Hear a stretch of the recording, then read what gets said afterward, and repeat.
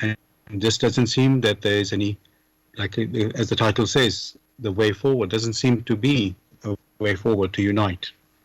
So that's how we've chosen the topic tonight, and we invite you to join us with any questions or comments. The number to contact us on our UK number, it is 079 39 641 958. You can call, text, or use WhatsApp. So, Gregory, as I've said, in the world today, uh, lots of things are happening where there's a lot of struggles, difficulties, and man seems to be not knowing which way to turn. It's like they're groping in the dark. And yes, there's some, let's say, scientific research and things where people are finding their way, but still like a journey into the unknown. And there's like two sides, where one side says this is the way we want to go, and the other side, you can call them skeptical or whatever word you want to use, conspiracy theorists or however people want to think of it, somehow seem to be opposing it. So in every situation, that's with this specifically concerning the coronavirus pandemic, that seems to be happening. And then other things in the world where there's conflict in terms of people are not happy in how the country is being run, and there's been like protests and then violence following from that. And of course, these things happen quite regularly. We know that in the history of man, those things have happened. But sometimes they seem to come out of the blue in a way, when things get, let's say, extreme and out of hand. So what I want to say from that,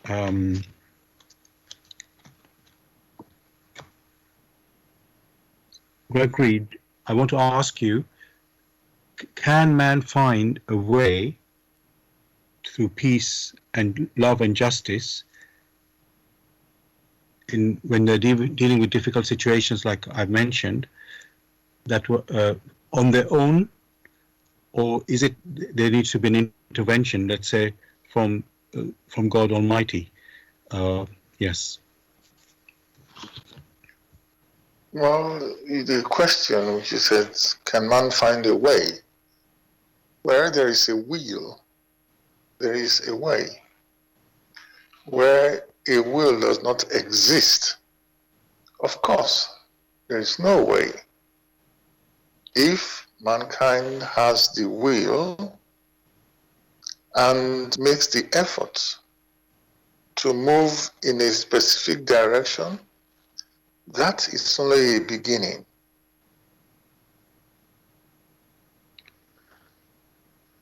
Okay, so thank you for pointing that out, because what it shows is things can't happen just, like you said, there has to be a will, and then there's a way.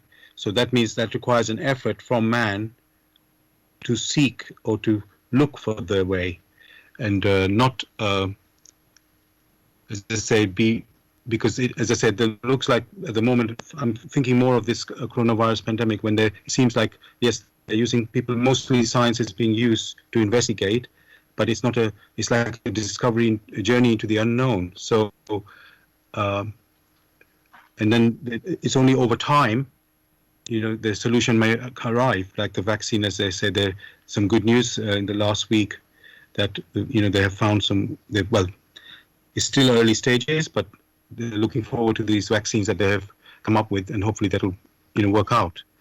At the same time, there's also the fear. Before I say that, there's also been lots of things like there has been a lockdown because we didn't have any immediate solution to this situation. So, and that has had quite a bit of suffering in terms of obviously the health, but then there's the social side where people have been, through lockdown, been cut off between their families, and then of course the economic impact, which is quite devastating for some people as well.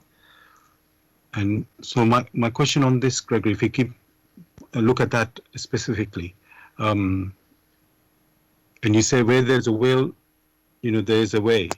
So do we look at things, Gregory, like focus on the scientific and logical ways, or is there some other guidance that can come in to sort of lead us?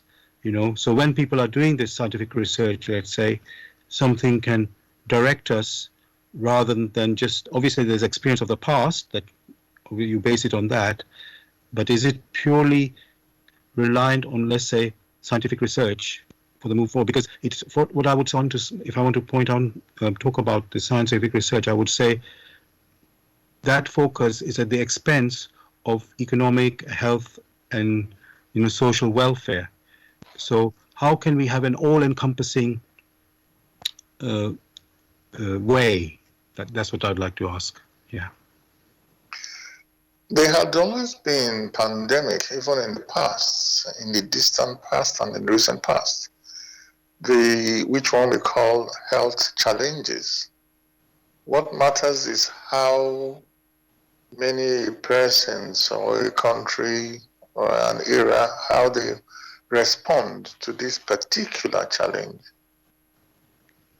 One should not forget that there are some other countries that responded using their own common sense, and they didn't need to go through all the chaos which has been present in other countries.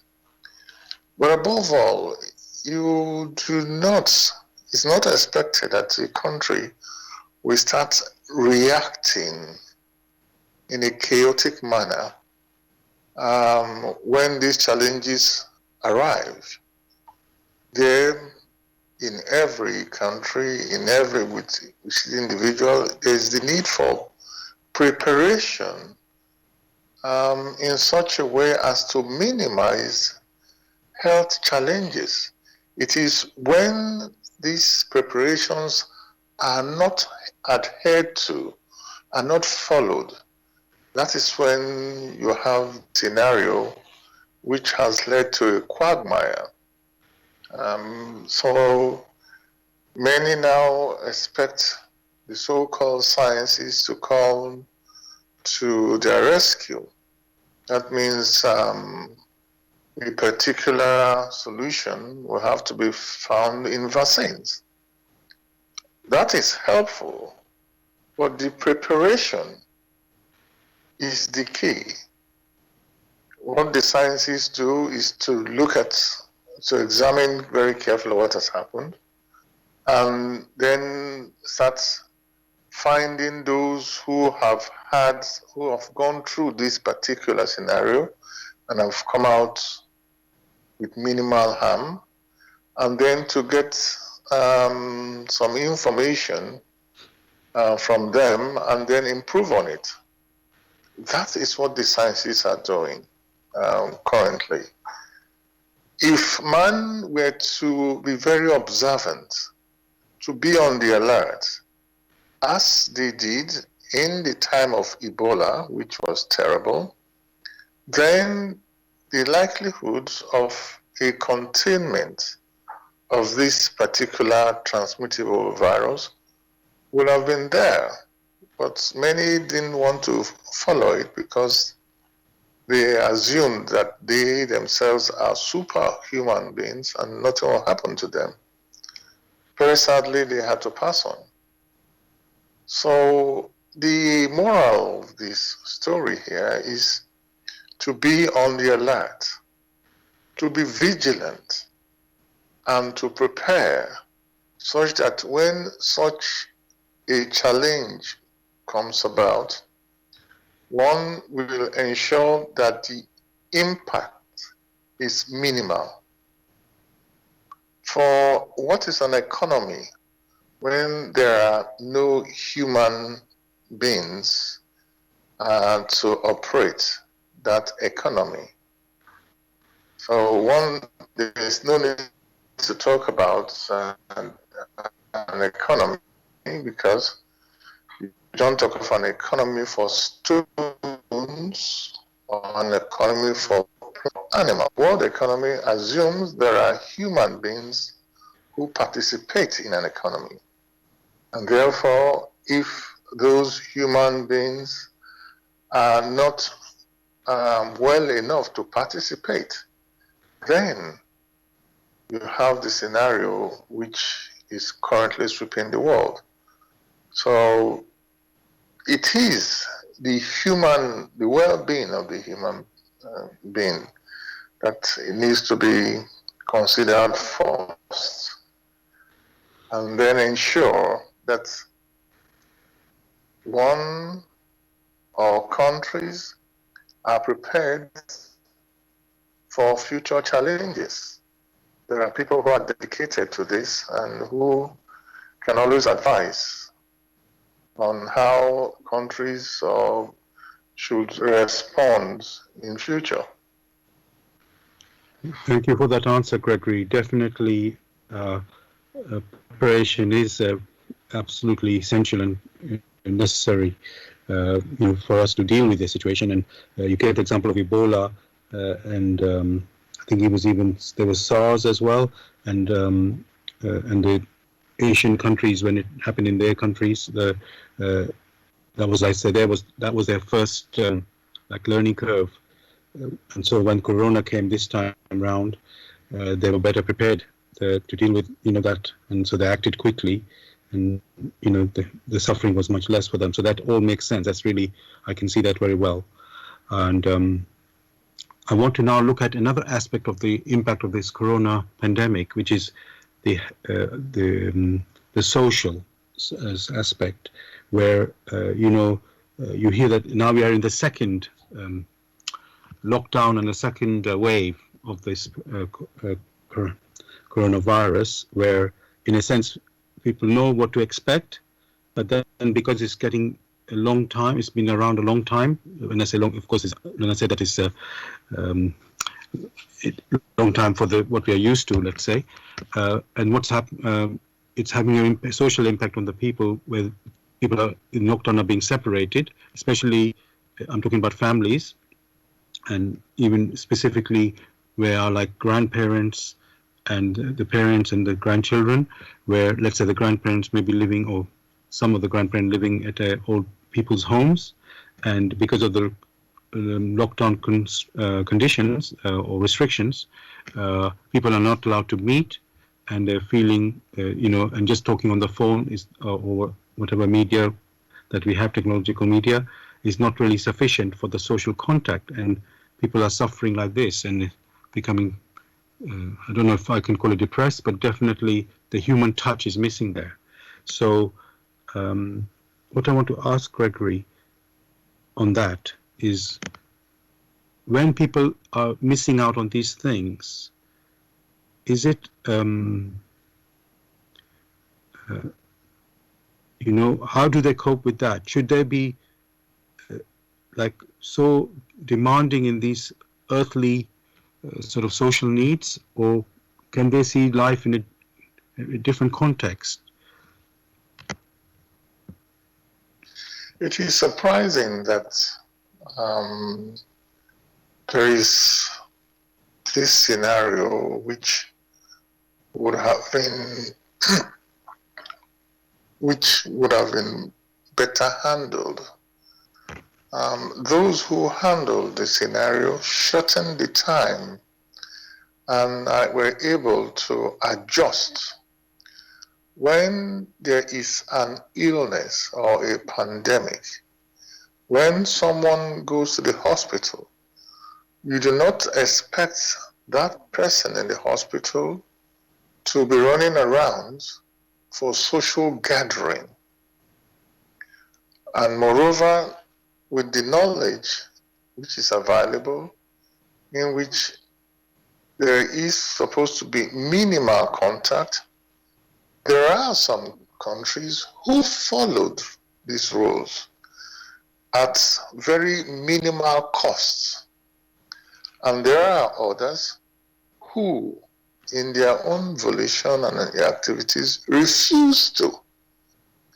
This pandemic, the so-called COVID, does not have its own free will to decide whom to attack and whom not to attack. It must be said that it is human beings who, one way or the other, in their activities, transmit it from one place to the other. And therefore, realizing this, all they need to do is to break that connection. If they refuse to break the connection, that means if they refuse to take themselves away from that particular scenario, then the pandemic, which has not got its own free will strike very hard. It's that simple. So one cannot talk about parents and grandparents and all that, and that would be highly sentimental. Because what counts is there is a challenge, and there is a way to handle this challenge.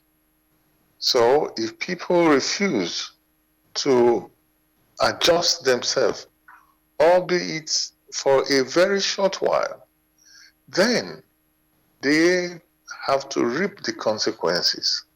For the coronavirus has not got a free will to attack people, but people have their free will to make sure they do not put themselves in a scenario where there will be transmission. Thank you for that answer. I hear what you say about, people should behave, in a way that prevents the spread of this virus, and be conscious of that. But my point or my question was more on the sense of the social interaction. Yes, I hear you that obviously if you're ill in a hospital, you don't want to be meeting people. But I think because this is a very long dragged, obviously there are many illnesses like cancer and so on, which are over many years, but somehow they haven't caused this social, let's say, cutting off, and somehow.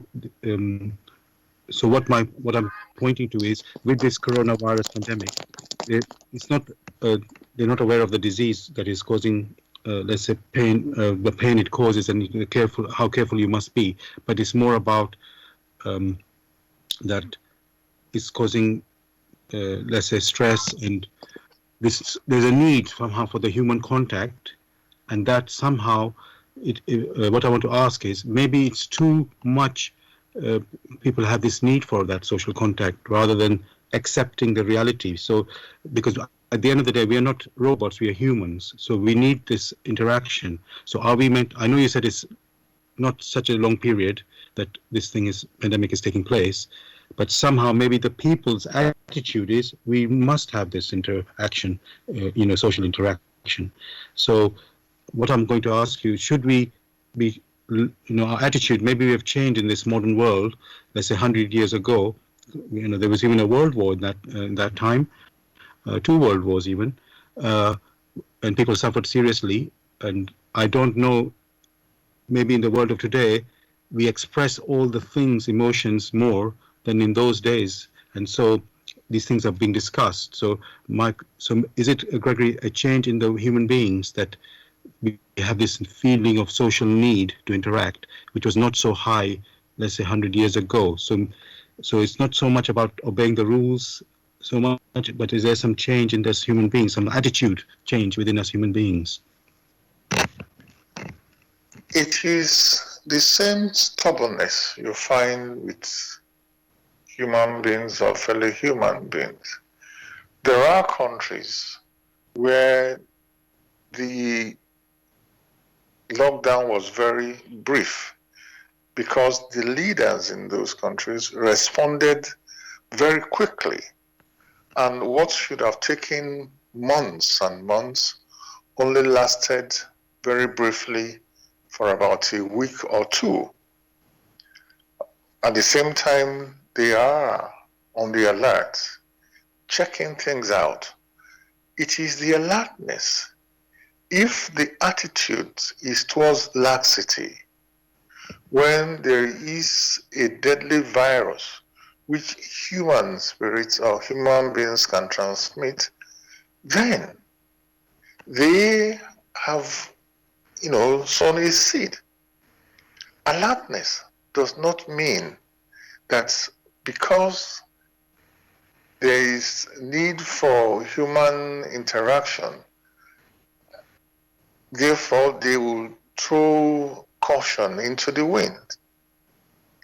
The countries that have suffered from this are those countries whose inhabitants refused bluntly to follow common sense guidance. One cannot now call out and say the Almighty is punishing us. That is not the case. It is the human beings themselves who refused to take care and to ensure that whatever the problem is, the duration is minimized. So it is unnecessary sentiment to ask the Lord Almighty to come now and wipe away all these viruses when we, due to our activities, brought this virus into existence. The virus did not just jump out, mutated from out in the air, and decided to start attacking this person or that person.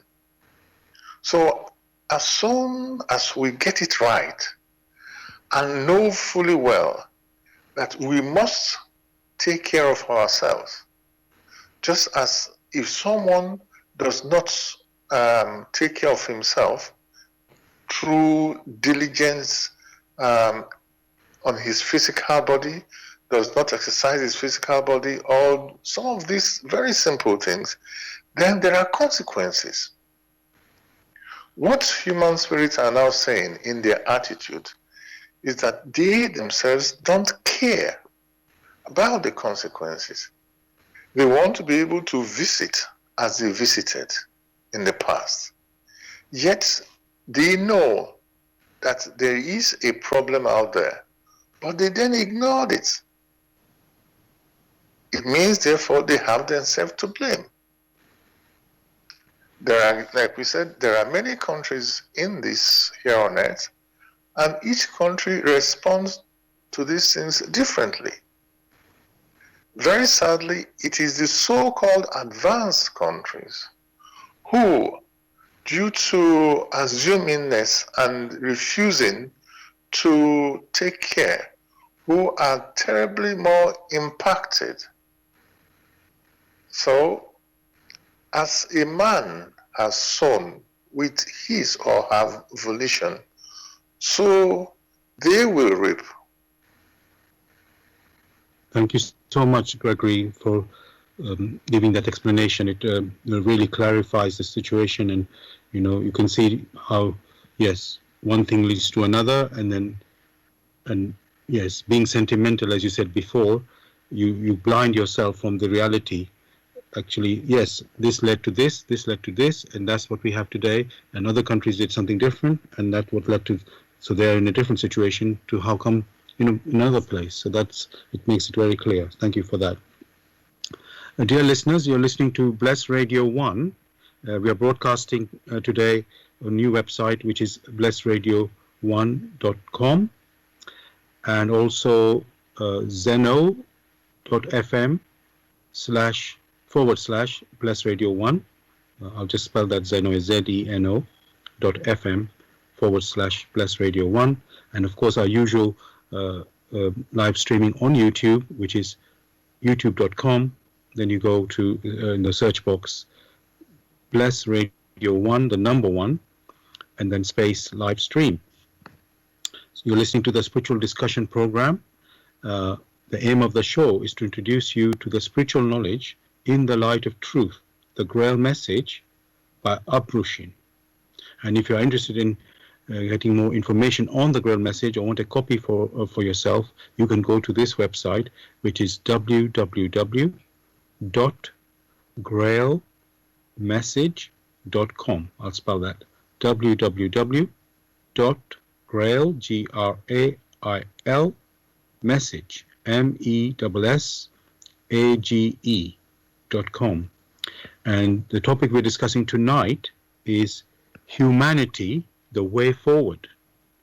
It's very current with the situation we're going through at the moment with the coronavirus and other conflicts in the world as well. So the topic again is humanity, the way forward. And you're welcome to join us with any questions or comments. The number to contact us on our UK number, it is 079 39 641 958. You can call, text, or use WhatsApp. And if you're outside of UK, it is 0044 79 39 641 958. Again, you can call, text, or use WhatsApp. Gregory, I want to move on to something now that is happening in the world, which is the conflict in terms of, let's say, violence and protests in different parts of the world.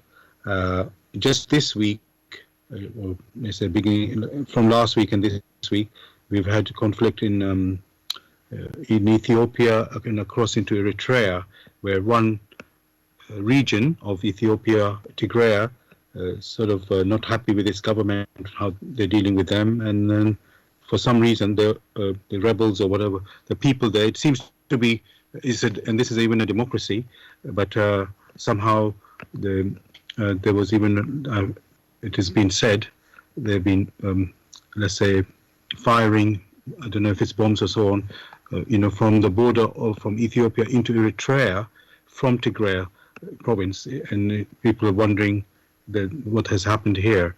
And so I'm just using that example, and even I have heard this in the news today, and I think yesterday in Peru, there's been some protests when they've removed their president twice now. Two presidents gone in a few weeks. They don't have president now, with the, again, how the governments are dealing with it. I mean, we mentioned it, you mentioned, Gregory, how different countries and governments are dealing with this coronavirus in different ways.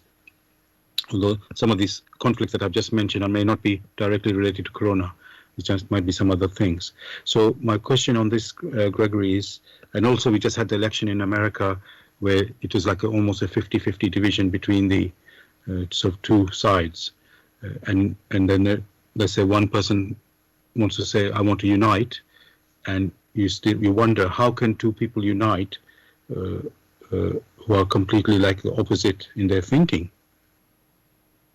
So Gregory, again, the title is Humanity, the Way Forward.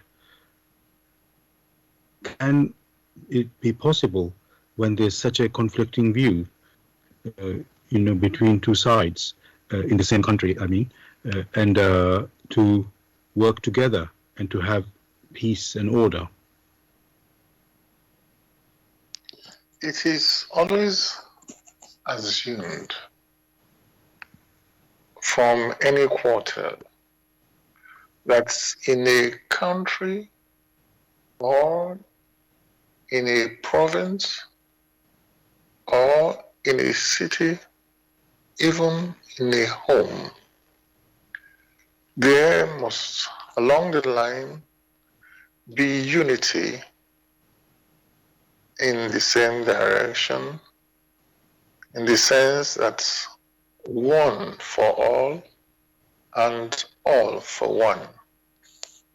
That being the case, it must be thought about very carefully that the scenario must have a reference point. Reference point or reference framework will be that of the laws which govern nature these laws through which all came into existence, these laws through which nations themselves came into existence, that there must be respect for one another. And in formulating a way forward, it will be such that these same laws of nature must be complied with. Whenever there is imbalance in its implementation, or wherever there is some ignorance in its implementation, then conflict arises. What is expected in all nations, the inhabitants of those nations, is that these inhabitants, through their activities, should be able to work side by side. Not one group or one individual, hammering it down the throats of the others, but in understanding to a large extent the challenges which the different little minority or majority groups are going through, that these are factored in and discussed all over, such that the individuals or the inhabitants of that country, the constituents of that country, will be aware of what these challenges are, and united, they should seek out a solution which will be of benefit to all, not of benefit to few, while the rest are struggling. Those will breed resentment, because each personality within the nation is, when considered correctly, or should be of equal value through the abilities that they have come up with. Wherever you find that one group is being sidelined or punished one way or the other, then conflicts such as what we have now is what arises. And there are other scenarios in which many, through their volition, refuse to participate in discussions. In that case, there is very little that can be done. For the laws of nature, through which we all came into existence, these laws are uniform and are fair. These laws themselves do not change. Thank you again, Gregory, for those explanation. And one thing I was thinking when you were talking about what you were saying, because you said we came through the laws, we came into existence through these laws, and that's what we should be basing, our lives on. And then it made me think, well, in many countries there is a religion, let's say uniformly, normally one religion in most places, let's say, and or many places, let's say, and the people are, let's say, religious in those places as well. So, and yet, religion doesn't seem to be able to unite them or to see things.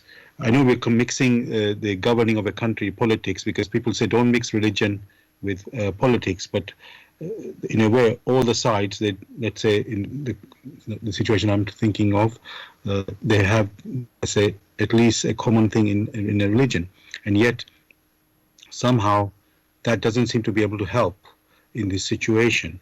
So, is there something wrong in the religion, Gregory, that doesn't, allow the people? They seem to be, they believe in that religion, but somehow they don't. It doesn't seem to serve them.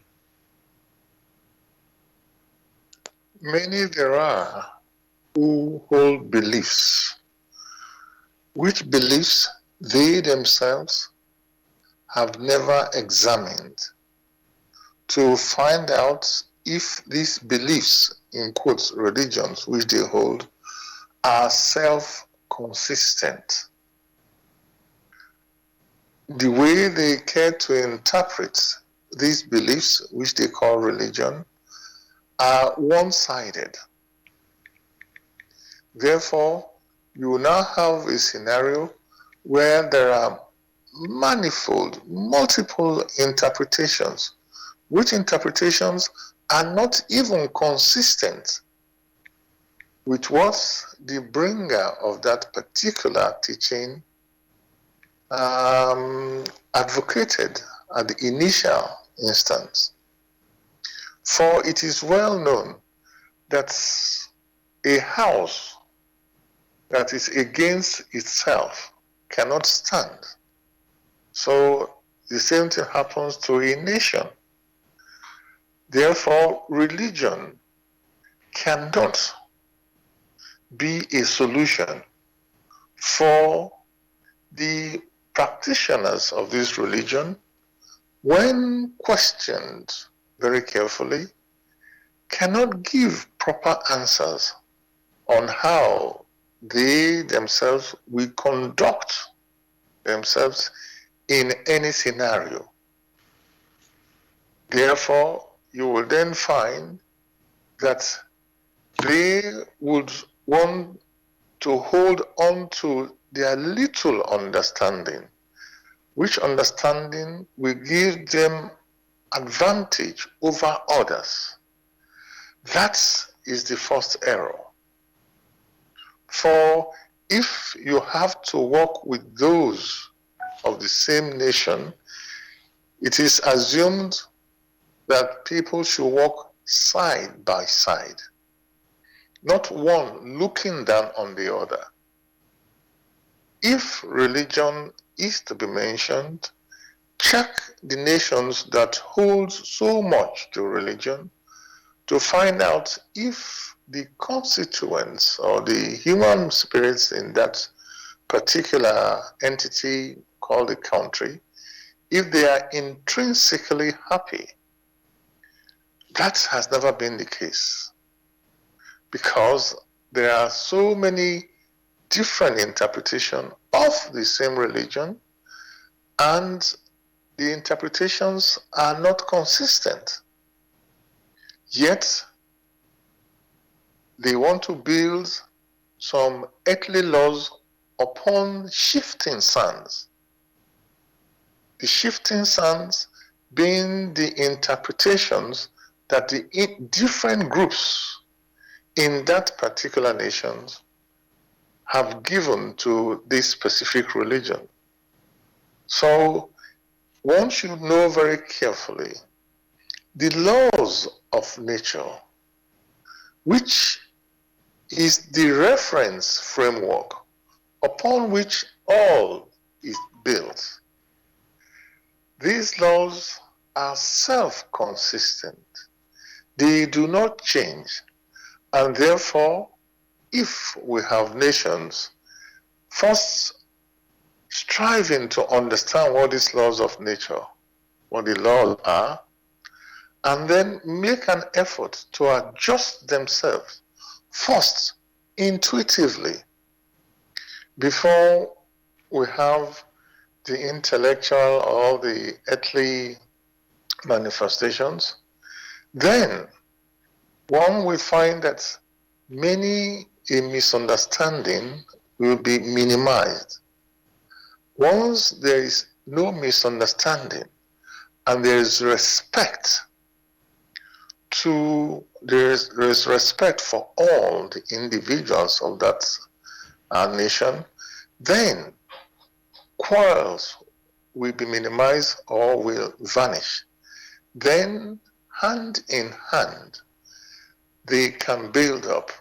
For the laws of nature build up, they do not destroy. Thank you for that, Gregory. What I want to understand is I can definitely see when people, let's say, don't understand or misinterpret the, let's say, religious teachings, and obviously if they do that, they will, let's say, have, let's say, severe, terrible consequences. But what I want to say, people believe in the Almighty, and the religion is supposed to, drive them closer to the Almighty in that from their religion. And so what I'm basically saying is that religion has come from the Almighty. The teaching has come from the Almighty. So I hear what you say about the misinterpretation and the wrong understanding.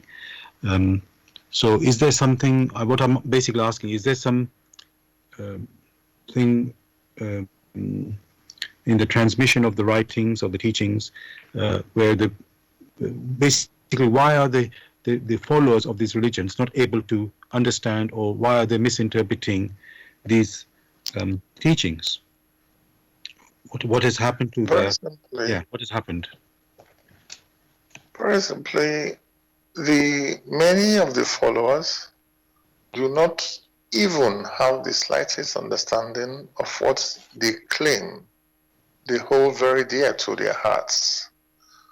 For it is only an assumption to say that because we hold very dearly to this particular belief, therefore we are closer to or nearer to the Almighty. Such an assumption is baseless.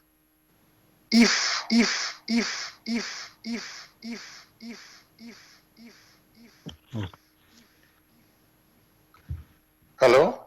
Hello, Gregory. I think there was a little interruption. So please say, you were saying if they are closer to the Almighty, please. If they wish to be close to the Almighty, then they should, first of all, understand aright what the laws of the Almighty demands of each personality. Because the laws of the Almighty is unity. It cannot come to one group and say, kill, and go to another group and say, don't kill. It cannot come to one group and say, steal, and go to another group and say, don't steal. Such contradictions don't exist within the laws of the Almighty. Therefore, it is the human spirits themselves or the human personalities who either they misunderstand what has been given to them because they haven't searched deeply enough to understand it rightly, or there was a deliberate distortion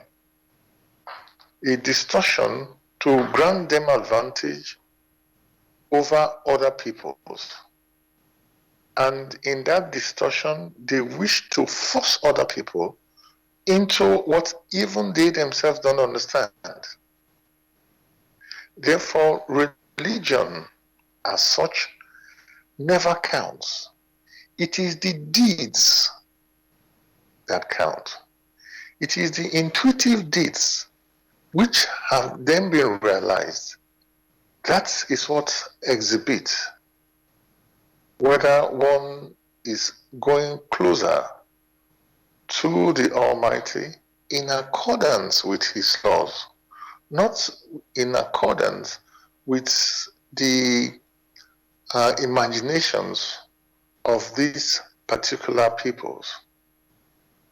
Therefore, you will find that by their activities, they reveal themselves where they belong. whether they belong to the group who, through their volition, who, through their activities, swing in accordance with the will of the Almighty. Only those will say they are progressing in the right direction. Otherwise, they will be held back because in the first instance, they don't have the slightest idea of that which they must fulfill in order to be pleasing to the will of their Maker. Thank you again, Gregory, for clarifying that,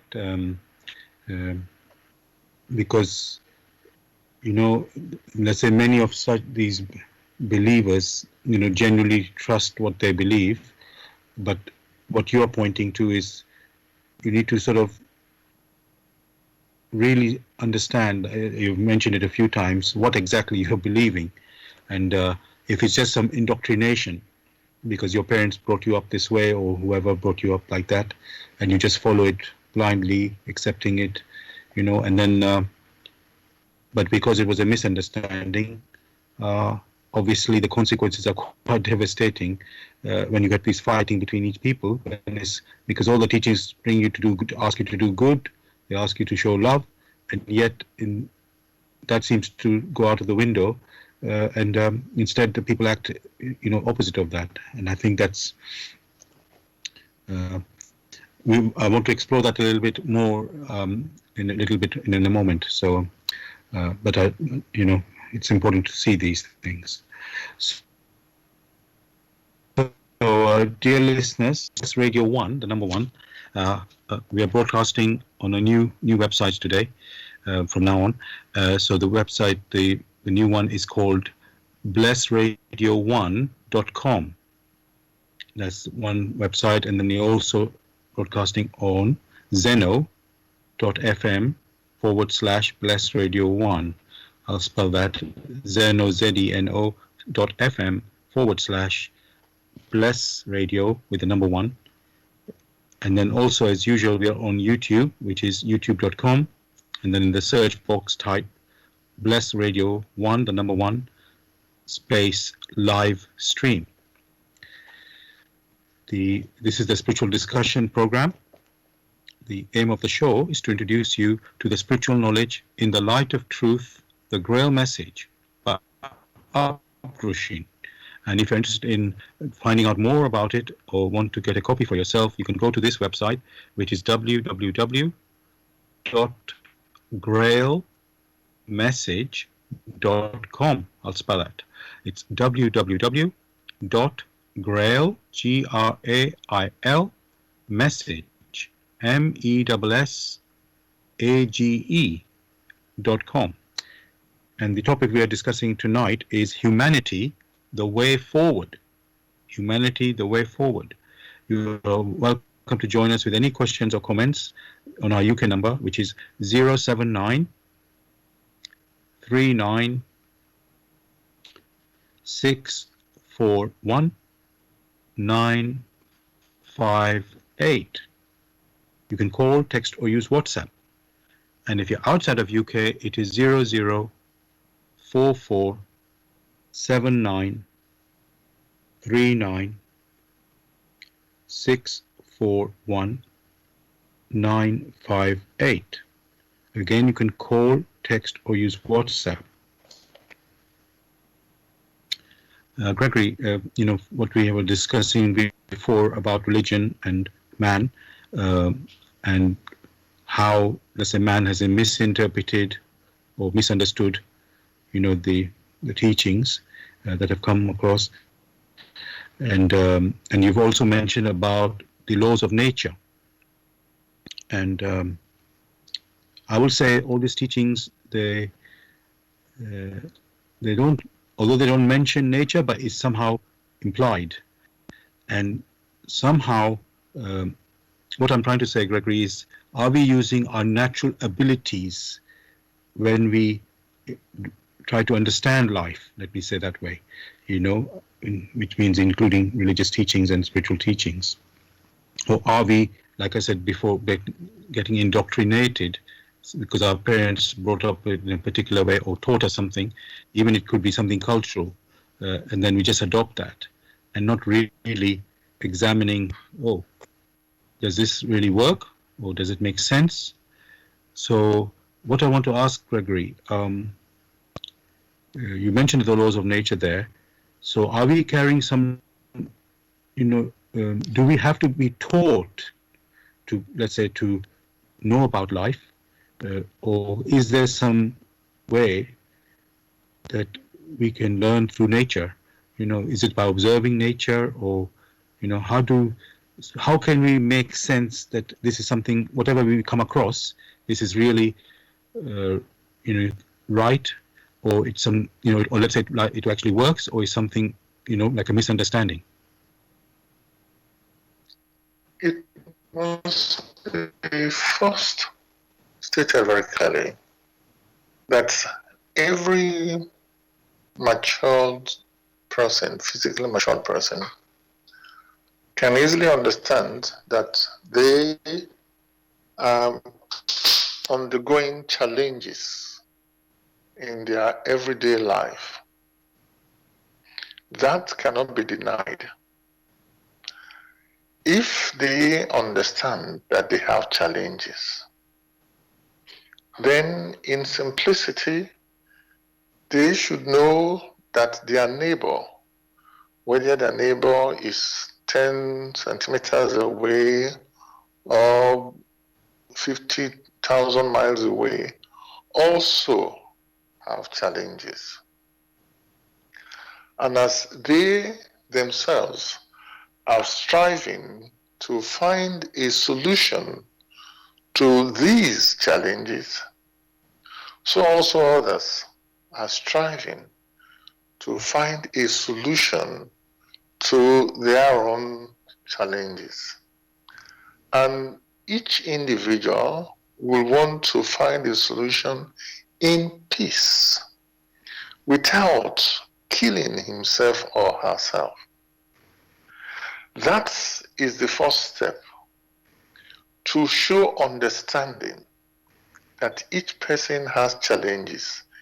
Depending on how they handle these challenges, they are able to find a solution, or they remain in the same state.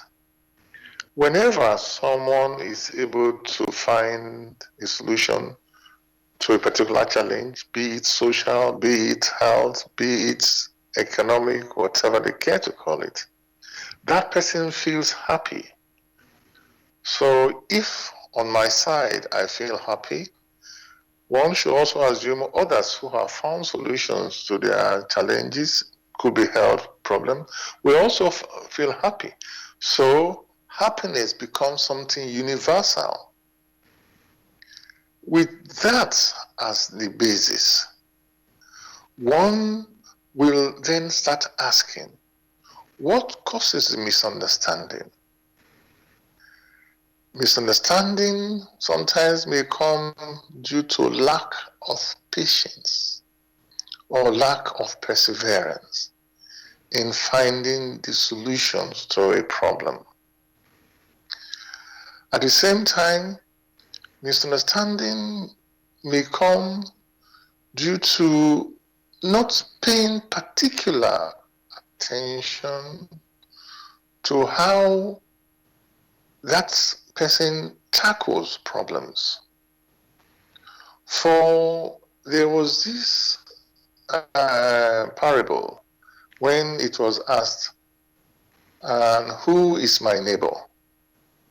And many understand when Christ gave the parable, he gave the example of someone who was injured or beaten and everything taken away. First came a priest, went one way. Then came those who claim to be special and close to the Almighty, went the other way. And then came an ordinary personality, a Samaritan, who took care of this desperate personality in that particular scenario. The problem is always to assume that because we cannot really, we can't understand a particular scenario, we are not in that same type that needs help. Everyone needs help one way or the other. Starting from that as a basis, then the question may arise, how can one seek help? Such help, one must ask, what is help? Whatever promotes happiness, not only on a local basis, that means happiness for me alone and others can go to places. Therefore, the laws which is being referred to have been woven into nature. By nature, one should not be expecting some abstract concept.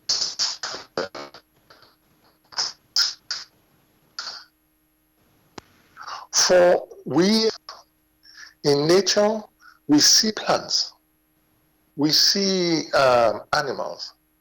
The plants, the flowers give us joy. The animals we see give us joy. The plants also grant us fruits and give us food. So also the animals.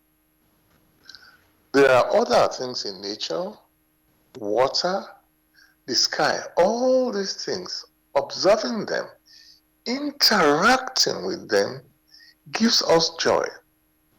But that joy is not limited to one person. Should we not consider that all that we see in nature should also give another personality joy? Whenever a person is unwell and he has access to some form of treatment, that person is joyful. Should we not expect that another person, far away that person may be, will also be joyful when that person who has had some medical challenges has now found a solution? So what is being referred to here? The laws of nature that brings us happiness through what it has offered is not bias, but how we are able to appreciate it depends on our maturity. These laws of nature can be observed quietly and in silence come to a maturity to understand that birds of a feather will start flocking together, and that if along the line we do a good deed and we feel elated, it's as if some threads have been severed and we seem to float in the air. When you see many person dance, many dance out of joy because they have found a solution. So from these little things, before long, many will now come to understand that you have scenarios like father, like son, like mother, like daughter. Again, generally, we now come to understand that law of homogeneity. Peaceful people will want to come together to tackle a particular challenge. So we have the coming together is what we call an attraction of similar types. In that case, hunters will want to go out together to hunt. In the case of farmers, farmers will want to come together and discuss a particular challenge, maybe the seeds they have to sow or the weather. So you find there are different categories, there are different types. Different types come together to find a solution to a particular challenge. That is what one refers to as the law of the attraction of homogeneous species. Attraction means come together. And we can also, in our daily lives, observe that for us to continue in life, we need to be able to breathe in and to be able to breathe out. That one necessitates the other. It's more like a reciprocity, that there is motion. No one needs to go to school to learn how to breathe, for it is intrinsic. And therefore, from these little things, we are able in due course to mature. So it is from these little things that we can build up. It is from these little things that we can settle quarrels. Quarrels, which means we are not seeing things in the same direction, and we want to bring in some, because we don't see it in the same direction, now we have some misunderstanding. Therefore, it is also important that, having observed these little things that have been mentioned, many sometimes come together, again an attraction, to discuss them and to learn lessons. Even those who came in the so-called religions, these were the keys which they brought to learn of the manifestation, the different manifestations of these little things, which we refer to as the laws of creation. But now, we now have a walk in the form of, in the light of truth, the great message, which gives clarity about these laws, how they manifest here on earth and also in the beyond, such that many will the certainty and clarity, and all confusion will vanish. Thank you for that answer, Gregory. And I want to follow on what you just said at the end, is that now we have the Grail message, which brings clarity and answers these questions of life. And what I want to say is, some people will be wondering, they don't know what is the Grail message, and they will say, oh, but Jesus came and he was the Messiah. He claimed he's the Messiah and the Savior. So that is enough for us. What would you say to that? Is the Grail coming to replace what Jesus said? Oh, yeah. Before one starts saying this or that is enough for us, how do you know something is enough for you when you have not examined it rightly? How would you know that the words of Jesus is not the same? The import of what Jesus said is not the same import that the message discusses, but this time in greater detail. So, how can you say, oh, I don't like this fruit. The fruit which I had initially, that's the only one I like. Have you tasted it? Have you examined it? So it is not sufficient when people say, oh, we have Jesus, that is sufficient. Do they even understand Jesus himself? If they did, then that question will not come up. Thank you for that, Gregory. And then to add, sort of related to what I've just said there, of course, there are many other religions or teachings, and each of them, or many of them, may be claiming, "Oh, we have our answer as well." So, and we know something different, you know. So, what would you advise there?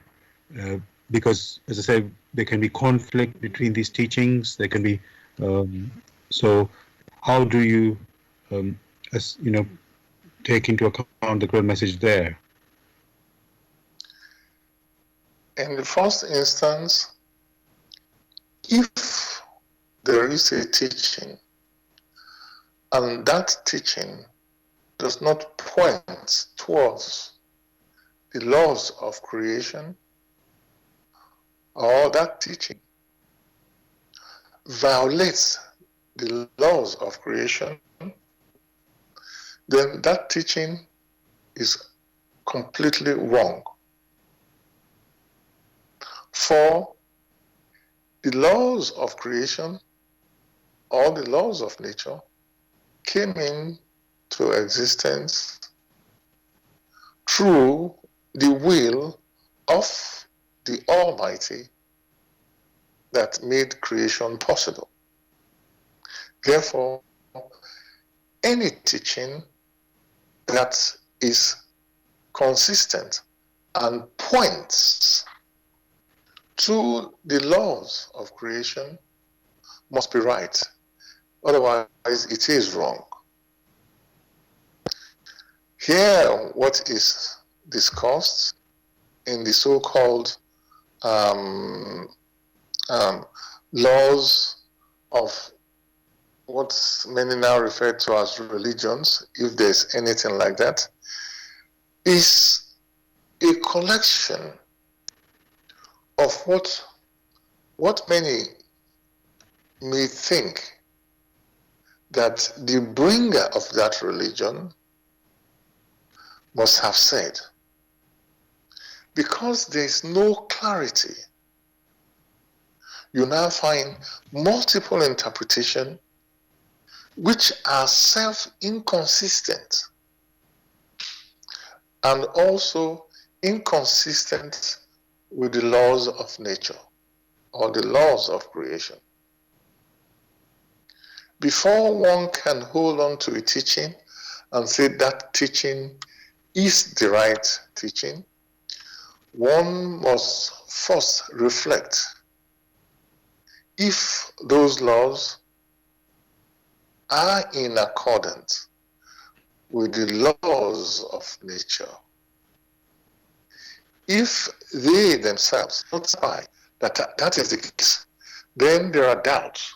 And when there are doubts, there could be errors. Here in the walk, in the light of truth, there are two nouns, there are two key things. First, light. And on the other hand, truth. With the light and the truth, and how they walk hand in hand, a framework is made available. One must admit one key fact, that the walk in the light of truth, the Grail message, is a walk of perpetual challenges, which challenges strengthens the personality who is bold enough to examine the step-by-step pattern that it provides for the seeker to understand. So it is not a walk where each person will read and goes their way. It demands much more. So it is not for the faint-hearted.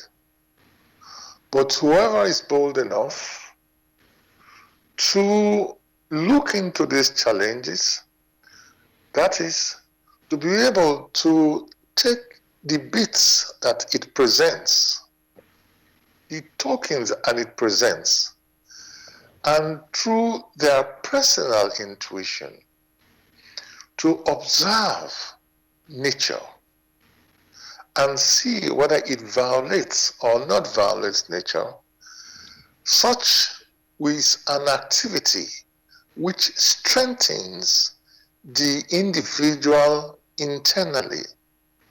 Only then can they understand what the work is all about.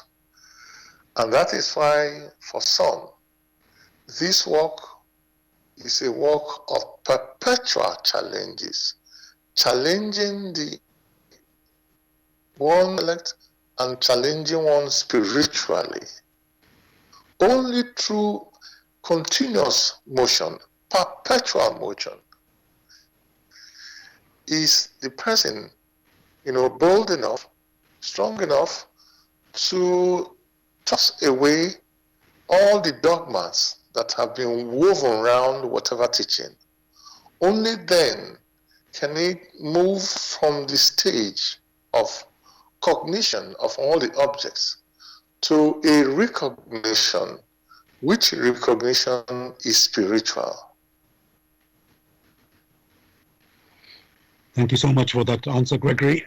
And I know we've come to the end of our show, but I would like to end with reading from the Grail message, which basically is the first page, you can say, of the Grail message, which is called For Your Guidance.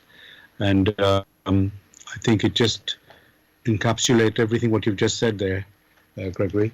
So I will just read that now. So dear listeners, I'm reading from the Grail message in the light of truth by Abdrusheen. And it's the beginning. The beginning it's titled, you can call it the foreword, and it's quite titled, For Your Guidance. The bandage falls, and belief becomes conviction. Liberation and redemption lie only in conviction. I am addressing earnest seekers only. They must be able and willing to examine this matter objectively. Religious fanatics and irresponsible enthusiasts may hold aloof, for they are detrimental to the truth. As for the malevolent and prejudiced, they shall find their sentence in the very words. The message will strike only those who still carry within them a spark of truth and the yearning to be true human beings. To all such it will become the shining light and staff. It will lead them unswervingly out of all the chaos of the present-day confusion. The following word does not bring a new religion, but is intended as the torch to help all serious listeners or readers find the right path, which leads them to the longed-for height. Only he who bestirs himself can advance spiritually. The fool who uses extraneous aids for this, in the form of ready-made opinions of others, only walks his path as if on crutches, while ignoring his own healthy limbs. But the moment he boasts all the abilities which lie dormant within him, awaiting his call to help in his ascent, he is employing the talent entrusted to him in accordance with his Creator's will, and will easily overcome all obstacles that seek to divert him. Therefore, awake. Genuine faith lies only in conviction, and conviction comes solely through an inflexible weighing and examining. See that you're truly alive in the wonderful creation of your God. Abdrusheen. So, dear listeners, I hope you enjoyed our radio show tonight. It was a bit short, and it was interrupted at the beginning, and apologies for that. Gregory, I just want to ask you, is there anything you'd like to say to the listeners to say goodbye? Wish them a beautiful week. Thank you for that. And dear listeners, same from me. We'll be back next week. Before I say that, I just want to just remind you, actually, the Grail message. If you are interested to get a copy or want some more information, you can go to this website, which is www.grailmessage.com. I'll spell that: www.grail, Grail, message, MESSAGE.com. So yes, as I said, we will be back next Tuesday from 6 p.m. hopefully to 8 p.m. UK time with another topic for discussion. All the best, everybody. Take care. God bless.